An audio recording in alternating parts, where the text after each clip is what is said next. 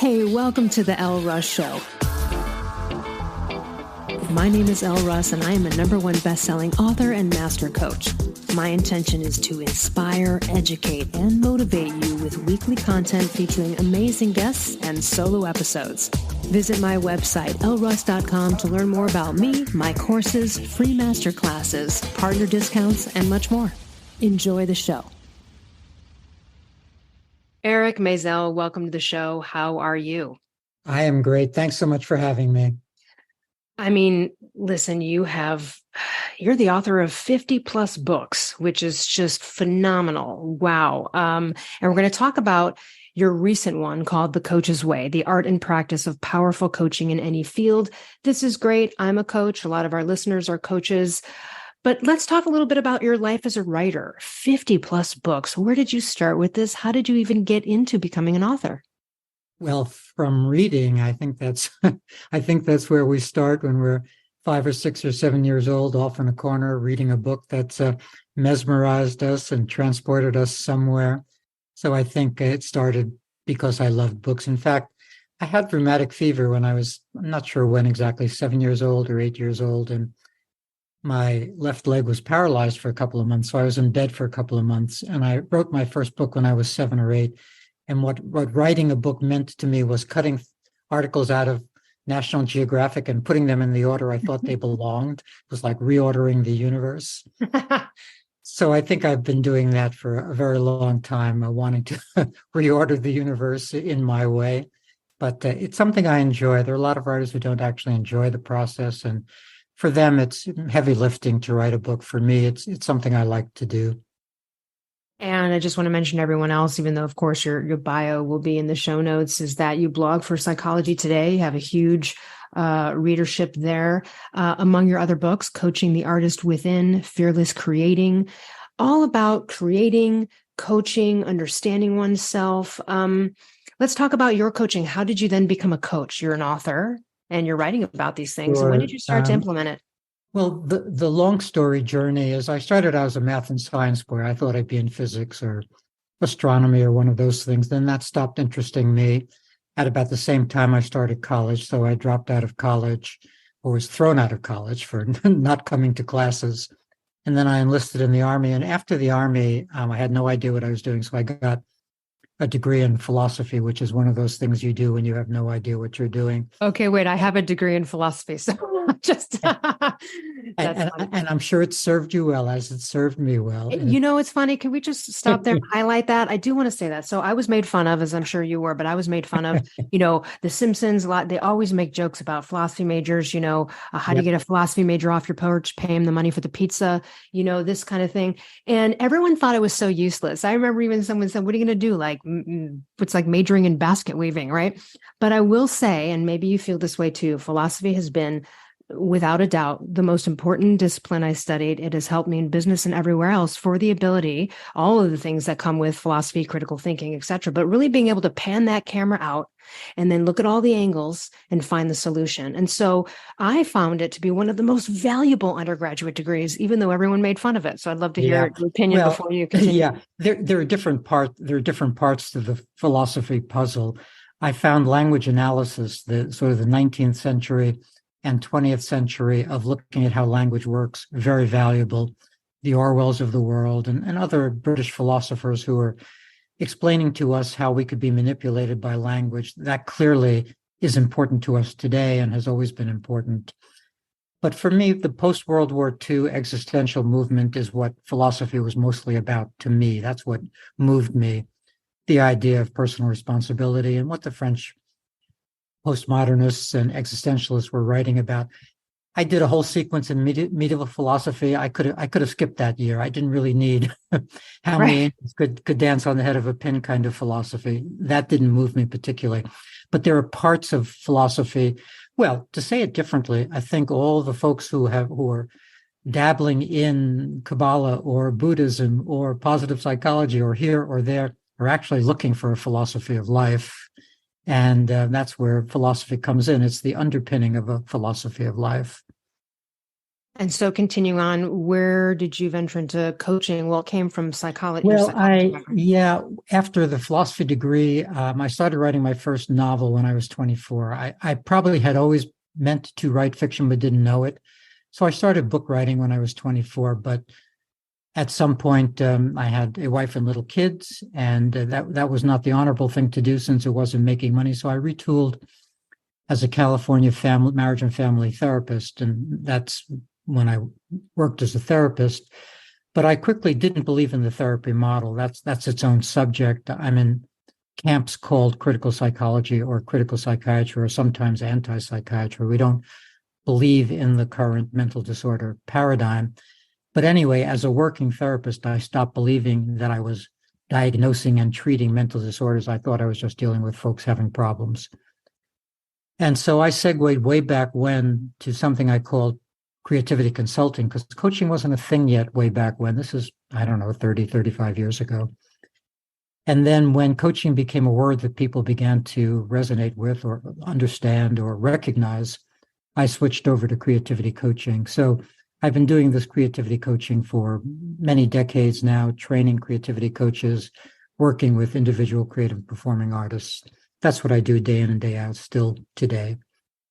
Let's talk about the coach's way and having meaningful sessions. So you talk about how coaches can do this. What are some tips that you can give us from this book on how coaches might be able to approach sessions or their life as a coach or starting a new business? And what are the things they need to think about? Sure. Well, the first thing, and I think most new coaches or would-be coaches or folks who have trained to be coaches know, is that most coaches never end up seeing clients. I think 90% of coaches who train don't actually ever institute a practice or get a practice going. I think it's a very, very simple reason for that. And that is scary to sit across from another person and sort of be responsible for that person and think you're supposed to be an expert. And what's your expertise exactly? What is a coach expert in exactly? So I wrote this book really to help all of these coaches who've trained to be a coach, but who've never launched their coaching practice, to help them picture it as just being of a little help, just sort of lowering the bar, not really lowering the bar in the sense of expectations, but just making it easier on themselves and not believing that they have to buy into some expert model, but just a human being model, that they are there to listen and respond and maybe make some suggestions and maybe co-create some goals and co-create some plans and do easy-going things, easy things to do, and smile a little and be a little relaxed and not have it be this tense expert kind of interaction. I think many coaches confuse what they're doing with some, so to speak, expert profession like therapy, which isn't, by the way, an expert profession either. There isn't a real expertise there, but that's another story for another day. But for coaches, I think if they can remember that all they need to do is relax and essentially, I'm going to say this too simply, but essentially be a wise friend kind of person, somebody who's got some wisdom and somebody who's can tolerate listening and can tolerate holding off making suggestions for a little while, but then make suggestions when suggestions are called for. But to say that all simply, just to be more relaxed and not feel like you have to be an expert, to remember that all you have to be is a human being. I like that. People get into coaching, I think. It was natural for me, but I know that a lot of people really want to do it, and then they have second guesses, or they're feeling like, ooh, or they're nervous before coaching sessions.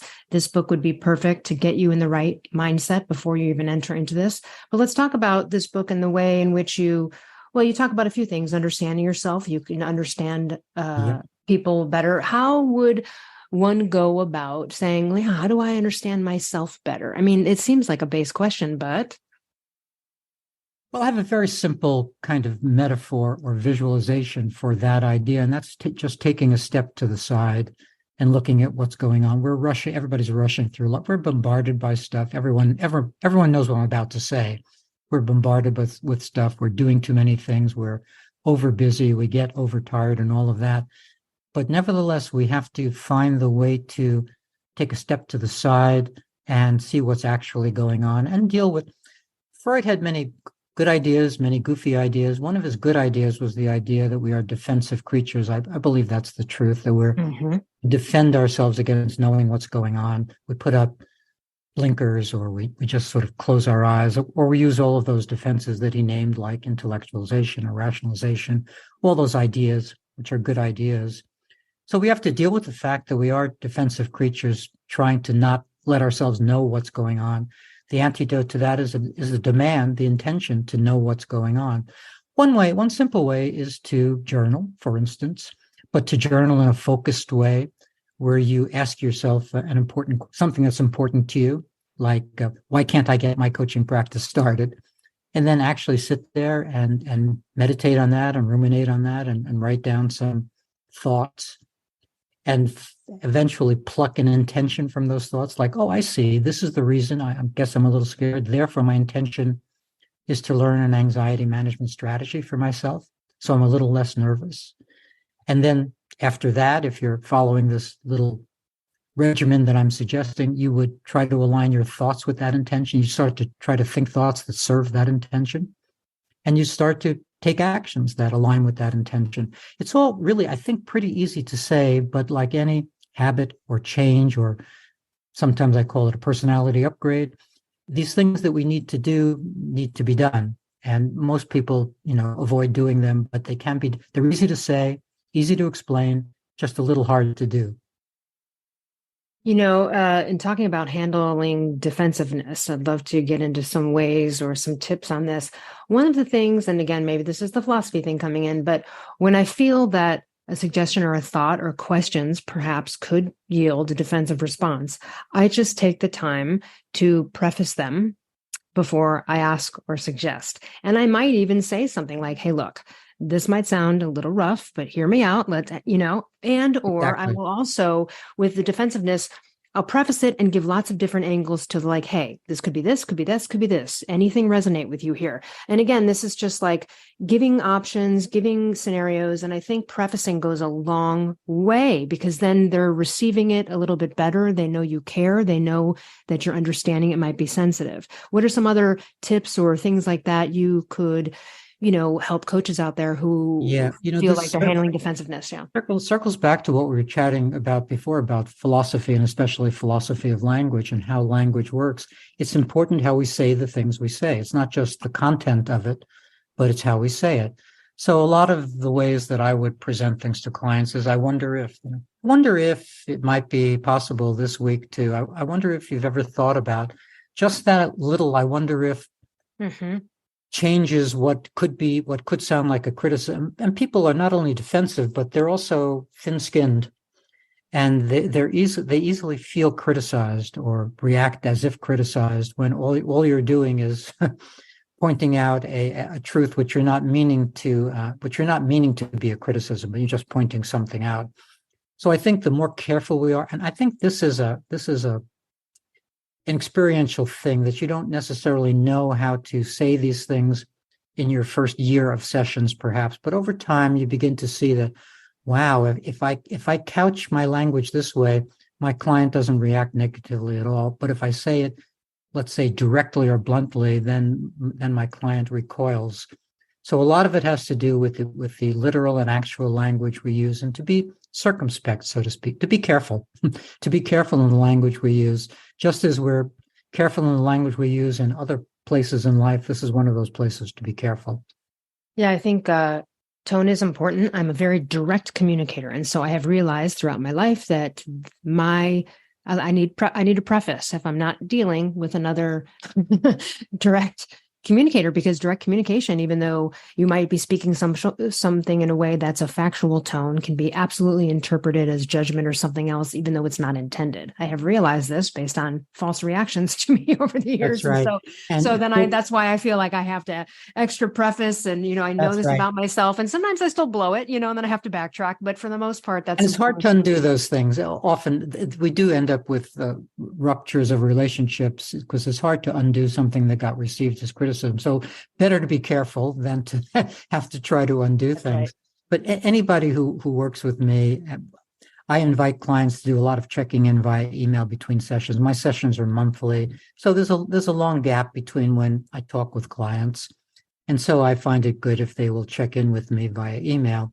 And so they learn from me. Anytime I say something directly to them, there's going to be a little smile at the end of that sentence. And I spell out smile because that seems to be more of a smile than just the emoji. Mm-hmm. But I do that all the time because I'm trying to communicate that I'm not criticizing, that I'm just trying to point out a human thing that's going on, and let's be relaxed about it. Let's deal with it, and let's do a little better. How could a coach grapple with limited progress? Well, I think the first thing is to announce out loud that you're not after progress, that progress is a secondary thing, and that's going to strike clients as a little odd to begin with. Until you explain yourself, it's going to strike them as odd because isn't that what they came to coaching for, to make progress? And so what I'll say to a client is we have to be careful because on a given day, you let's say you're writing a novel. On a given day, you may take out 200 words rather than put 200 words in. Is that progress? Or more likely, is that the process? And so I'll make a distinction between process and progress. And I'll say that mainly what I hope we get to in our work together is that they institute new practices and understand their process better, that kind of thing. If they make progress, that's a blessing. But progress isn't our number one goal. Our number one goal is to understand their actual process and to improve their process. When you talk about asking quality questions, that seems very vague and elusive, but what are some ideas, if people are stuck there, what are some great questions, quality questions? It's a very straightforward idea. Let's say you're working with someone and 3 times over they've mentioned that they had a long night out the night before, they've been drinking a lot, and they somehow couldn't get to writing their novel this morning. And they say that in 3 different ways. You could go off and talk about some ABC tactic for writing your novel, or the quality question would be, is there some connection between the amount you're drinking and your inability to get this novel written? I wouldn't say it exactly that bluntly. I would use more couched language. But the quality question there is really to just notice what your client is saying and to have the inner human reaction of wondering, gee, isn't he announcing to me, isn't he maybe even inviting me to be talking about this thing that he's now mentioned 3 times that he didn't have to mention, but he did? So wouldn't it be me kind of ignoring the elephant in the room if I somehow didn't go right to the drinking? And a lot of coaches think now suddenly they're in the territory of therapy, that they're in the wrong place somehow. But coaches have to be psychologically minded and life-minded. They have to talk about the things that are true for people, whether it's anxiety or despair or addiction or any of the things or loneliness or any of the things that actually are up for human beings. Coaches have to feel like they're able to talk about that, not in a clinical or expert or diagnostic way, but just in a human way. If you can't talk about psychological things with your clients, I'm not sure you can do real work.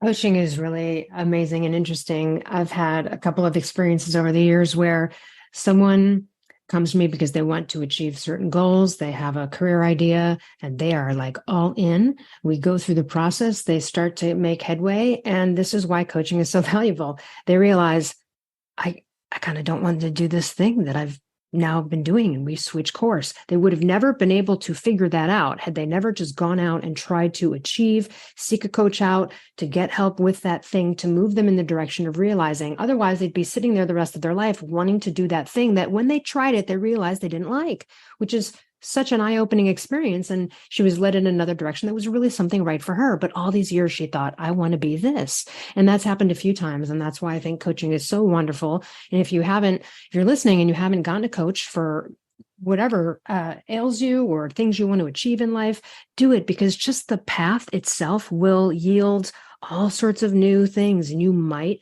shift your perspective and sort of trajectory in life. Yeah. I would piggyback on that. I have a phrase I use with clients, which is wholehearted provisional commitment, because I want them to throw themselves into the thing that they claim to want to do. That's the wholehearted part. But I want them to also understand that maybe it isn't for them. Right. I don't want them to go to the it isn't for me part until they've really thrown themselves into it. That's why I really believe in daily practice. Whatever it is you're trying to do, you need to do it in a daily way to give it a chance. And if you miss some days, you want to immediately return to it to give it a chance, because you don't want to be throwing aside something that actually is important to you too quickly. So I invite clients to at least give, I use that language about new habits take 6 to 8 weeks, or, the different kinds of languaging things we say to help them understand that we want them to stay put with what they're trying to do for a considerable amount of time before throwing it overboard. In your book, The Coach's Way, you present 13 weeks of short daily lessons, and that's where people are going to learn the nuts and bolts of coaching, what to say when, how to ask questions, and also how to manifest that spirit of coaching you were talking about earlier. I would love to hear from you some success stories of people you've coached, some 180s, maybe people who thought they were a lost cause on something, or some really profound achievements. Anything that comes to mind I'm sure you have so many that come to mind over all these years, but what are a few favorites of yours? Well, one that immediately comes to mind, because it's a client of mine who's finishing up a third novel of hers. She comes to mind just because we were just recently working on sort of the finishing up of the third novel. But this is a client in the UK who had done many things in life. She was a performance artist. She was an art therapist, a coach, did many different things, but had always wanted to write a novel. And there was the very long journey, because this was both new to her and really something difficult for her to stay put like that. Nowadays, everybody self-identifies as ADHD. I'm not going to say. Yeah, that's a whole nother podcast. That's a whole nother podcast, and I'm not going to identify her as ADHD, but she had trouble staying put, as many people do. They have trouble staying put. And so it was a long journey to get that novel written, but she did get it written. And then it was another long journey to find alliteration, because she, like so many other creative folks, was scared of the marketplace and found all kinds of reasons for not reaching out to agents and not replying to agents, et cetera, et cetera. But she landed a great agent, and that agent sold that novel and a second novel, which wasn't written yet, but which was just a glimmer in her eye. She got a 2-book deal for £150,000. Amazing. And so I invite clients to think of themselves as the exception to the rule, not the rule, because the rule is, in my world, most creative and performing artists won't make it. That's the rule. So my clients need to think of themselves as the exception. They're going to do things that are exceptional. They're going to stay put more than the next writer. They're going to reach out to more agents than the next writer. They're going to do this, they're going to do that more than the next creative person if they want to make it. To be sure, it's still in the hands of the gods of whimsy. It's still, we need luck and other things. It's not just what we can do. We can't make things happen. We can't control the universe. But luck does meet opportunity, and we want to give luck the opportunity by doing our work. So I do try to sell all clients on the idea that even if they have the most high bar dreams to win the Nobel Prize, whatever it is, the most high bar dreams, I'm not going to find that ridiculous. Absolutely. I'm not going to say, you didn't write this week, therefore your Nobel Prize dreams are done for. I'm going to keep saying process. Mm-hmm. This is the process. It's a long-term process. To get anything really valuable done is a long-term process, etc. So I've had lots of those success stories where somebody comes in not just distant from or unready to try something, but like it's complete unknown territory coming up, and ends up with something that is, I think the outside world would say, is quite successful. I love that idea. It's like, why not me? It's how like why them, not me? Why did everyone else get to be like, why not you? That's right. That's right. And I also, where I know things in therapy, where you know things, you're not supposed to share that knowledge. That's a violation of therapy guidelines. Can you give an example of that? I don't know why that's not resonating. I don't know. Can you give a specific example of what that might look like? Sure. Let's say a client is saying that she's had a hard time this week trying to find an agent for her poetry. As a therapist, you might nod. As a coach, I would say agents don't represent poetry. we need a different approach. You can't go the agent approach. You've got to go the XYZ approach. I know stuff there. But all a therapist would do is nod there. A therapist would never say, by the way, you know that agents don't represent poetry? Why not? And why is that a violation? That just seems like a statement of fact. So like, what is it about that that's it's just a professional stricture. I don't know. I can't tell you the why of it. It's to look expert and distant and professional and to keep good boundaries. I was going to say it. That sucks. It's wrong. It's one of the first reasons that I knew. I was sitting there with clients. I knew stuff, and I was supposed to not mention that stuff. It made no sense. So it feels like withholding, and it also feels a little bit unethical to me to not offer what you may know that could help. But it's absolutely not unethical in that world. It's wrong and bad, but not unethical. That's the ethics of the situation. And you're also, if you run into your client at an art opening, you're not supposed to acknowledge the client if you're a coach. I mean, if you're a therapist, you're supposed to run the other way. And if your client acknowledges you, you can nod or something, but you're still supposed to run the other way. You're not supposed to have a dual relationship with clients. And that amounts to a dual relationship, namely having a chat with a client at an art opening. So these boundaries and strictures and what have you, they are forms of withholding and not okayness. I wonder, obviously with your background, with your coaching, and I know you've seen it 100 times, people who are so afraid to do the thing based on what people will think of them. Of course, this is a lack of self-esteem and some confidence and some things going on there. I'm sure you've heard this comment before. It's like, well, what if I try it and it doesn't work out? And then the answer is always, well, then you're right where you are right this moment. And so there you go.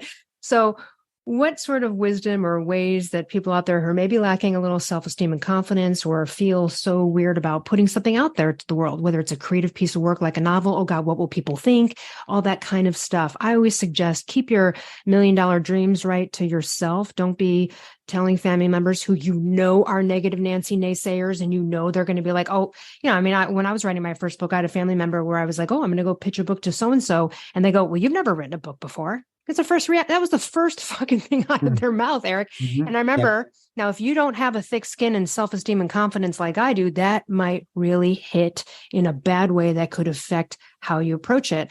But my answer was, well, I'm a writer. I've written other things. The book is no different. I'll figure it out. And along the way, we're going to come across people that are going to project a lack of confidence onto us. So we can protect ourselves a little bit by not sharing certain things with people so we don't have to confront that right away. But what do you have to say to those people that are too afraid to do something based on what other people will think? Many different kinds of things. I have many responses to that, and it's contextual. I would pluck out one of my responses depending on the context. But I tend to reframe these things as tendrils of anxiety, not real panic attacks, not super high anxiety, but just enough anxiety to keep us from doing our work. So I invite all clients to own a couple of anxiety management strategies that work for them, and I make certain kinds of suggestions and point them in certain directions.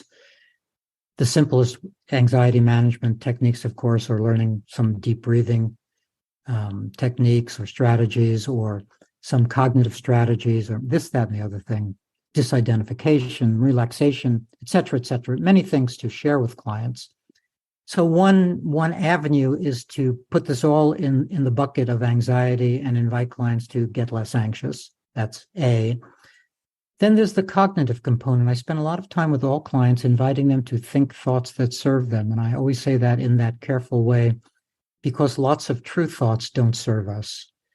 It's a true thought that there are lots of writers out there. It's a truth that there are lots of writers out there. But if that's what you're thinking, that's going to stop you from writing. So even true thoughts that pop into our heads need not be countenanced. We can oppose them. And so I teach a very simple 3-step process of noticing what you're saying to yourself. Wow, there are so many writers out there. And then instantly saying, no, that's not a thought that serves me. And then number 3, having some global affirmation that you drop in there, like I'm perfectly fine, or back to work, or whatever set of words you want to use there. So that I teach lots of simple things like that 1, 2, 3 thing that I just mentioned. And then I must have this conversation with every client about everybody has an opinion. And I have lots of examples to show how wonderful stuff was, the Tchaikovsky violin concerto was booed off the stage, or this, that, and the other thing. All sorts of good work that was not just criticized, but literally booed off the stage, that everybody has an opinion, and you must go with your opinion first. I keep circling clients back around to, please go with your opinion first. And this is especially important for my creative and performing artists who are trying to push work out into the world and think that the literary agents or the managers or the people out there know more than they do. It's just that the people out there have opinions. It's not that they know more. And so I try to buttress or reinforce my client's belief in himself or herself and demand that they let their opinions count the most. Well, a great example of one of those things is the author J.K. Rowling, right? She sent out her script to she just mailed it to 100 people, got nothing except for one publishing company was like, hey, we like this. And the rest is history, right? She just put it out there. And, the 1 out of 40 or 50 or whatever it was hit. And that's just a piece of that story. Let me piggyback on that, because sure. I think listeners will get something from this. It's not just that she had to keep sending out and got one publisher. That one publisher, after the book was published, was ready to remainder the book. The book went nowhere. The first Harry Potter went nowhere. It was ready for the trash can. Do you remember what happened? No, I forget. Exactly. In that time period, in that era, before Oprah, the number 2 talk show in America, and it appeared right before Oprah, was Rosie O'Donnell. Rosie O'Donnell's show was before Oprah's show. And one day, Rosie O'Donnell got on the air and said, my kid's reading this great book, Harry Potter, and everybody should read it. And day after day, Rosie O'Donnell pushed that book. And I use this example with clients to say it's one thing to get published, let's say, but Mary, John, whoever you are, you've now got to promote it, because you've got. Thank you. That's one thing to do X, but now it's time for X squared or X prime or the next thing. Well, and as a writer, yes, I mean, that's the best point ever. I mean, when you finish a book, it's like, okay, now actually the easy part's done now. And there is an element of self-promotion that has to happen. A lot of times nowadays, publishers aren't doing as much for you. That's One right. of the reasons my first book is so successful to this day is because I interviewed all the time on it. I talk about it all the time. The self-promotion is what really did it. So yeah, your job's not over there. One of my joke ways of talking about this with clients is, I need your exclamation self. Yeah. That person who always is putting 2 or 3 exclamation points at the end, even if you're being fired, it's like, you're fired, 3 exclamation points, like they just did you a favor, or the way, right? The way side effects are now are touted on drug ads as if they're benefits, and you will get diarrhea. Yeah, anal leakage. Yeah. Yeah. So at any rate, there's that 2-part process with all of my clients. There's getting the work done, getting the creative work done, and then switching hats, getting your seller's hat on, because that's the next thing you need to do. I want to talk about creative professions. The way I talk about it in my second book is, if you are in any kind of creative profession or even an entrepreneurial endeavor, you will get more people naysaying and projecting lack of confidence onto you. I think one of the reasons is because there are no defined benchmarks. Like, for example, if you want to be an actor, the benchmarks are, maybe for an actor, it would be, oh, you keep getting called to producers. That's a good sign. Keep going. They like you. You're auditioning. Right. But that is seen by the world as you're not successful because you didn't book it. So people don't understand benchmarks like they do within the legal profession, right? You get a law job, you work your way up to partner. People understand this. And then the other side of the creative professions is there's always that mofo out there who's like, well, only 5% of people make it as a professional this, or only 5%. And then you're like, yeah, well, but why not me being on the successful statistic side? And also, this is just what you're going to get. I remember one time I was on a beach walking, I was talking with someone, their dog, and they said, oh, what do you do? I said, I'm a writer. And their first response was, oh God, that must be really tough. And my answer was, it's not tough for the people who are successful at writing books Okay. and being a writer. It's not tough for them at all, is it? I mean, That's right. you just get, I got one time, and I wrote about this too. I was somewhere and I told someone I was a writer, and they said, oh, are you like a real writer who makes money at it? Or do you like, write at Starbucks, like work at Starbucks, but like write during the day? And now most people would be very defensive in that situation. And That's I said, well, exactly right. and so my response was, I said, that's pretty rude as fuck. Would you go and ask a real estate agent if they live at home and don't make any money selling houses, or they actually use their license and sell their houses? That's right. And the guy goes, well, I mean, no, that's different. I go, no, it's not. No, it's not. I go, but luckily for me, people like you who come up and say shit like this just fuels my success further. So thanks. Right. I mean, right. People don't even see how they're like, what kind of fucking comment is that? Like, no one would say that to a lawyer. They wouldn't say, well, do you actually make money as a lawyer? That's right. And maybe like you, I role play with clients a lot. If they have interactions coming up, if they're going home for Thanksgiving and the 9 people always say they're not a writer are going to be at Thanksgiving, we need to get our talking points in line. Great point. If they're having their first ever meeting with a literary agent, they need to get clear. And we do this very concretely and specifically. They need to have answers to the 12 or so questions that a literary agent might ask. There are only about a dozen questions, and they're all straightforward. But without those talking points, it's all sort of a morass in the writer's head. But as soon as you separate, one of the keys to reducing performance anxiety is to be prepared. And so I'm big on helping clients prepare for whatever it is that's coming up that they know is going to make them anxious. I love that. And I was just watching a show about like the James Webb telescope, and the guy who developed it, he was talking about how, during the launch, he had to write 2 speeches ahead of time, right? He's like, the negative speech, if it doesn't go well, everyone's going to listen to. The positive one, if it goes well, no one's going to listen to. But it's really important that I get this right. And it was just interesting because, some would say, well, don't write that speech. We don't want don't project failure onto that. But also that's a great level of preparation in the event of let's have it ready to go. And coming up with, and that's in the category of being real. That's right. I think many of the things we're saying is we're demanding of our clients to be real. You're not going to just write the smiley face. I'm not going to let clients just write the smiley face speech. Right. I would never let them get away with that. Let's talk about, so everyone, we'll put this in the show notes, but it's Eric, ERIC, and then Maisel.com, MAISEL. You have trainings, workshops, so many books. Tell us about the kind of trainings and workshops that you offer. Well, I train creativity coaches in 16-week online courses that start every February, June, and September. Where are we now in August? So the next set would be in September. I just launched a big self-paced creativity coach certificate and diploma program that folks can take at any time. They can start at any time. To learn about that the website for that is coaching.online. And it's a lovely program. It's in conjunction with a group of folks known as Noble Manhattan Coaching out of the UK, and they provide all kinds of resources that go along with the 260 lessons that I provide. So it's a big deal program that I'm enjoying folks getting to know. One of the things I do, this is an aside, but I would like to share it, and that is I'm the lead editor on the Ethics International Press Critical Psychology and Critical Psychiatry series.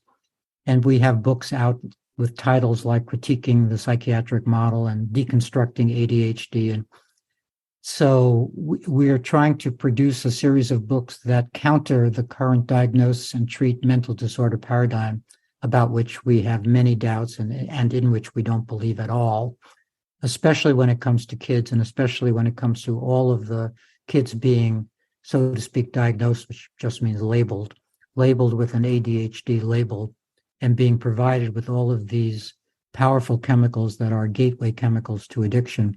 I just want to stop you there and say, those medications, it's essentially a form of methamphetamine. I mean, it ruins your adrenal glands as well. It's just so tough. And it's terrible. And too many people being thrown on it right away without proper evaluation. And also there is no proper evaluation. I just want to mind your language. Sure. And that is, there's no real diagnosing going on. We could spend hours on how that is the case.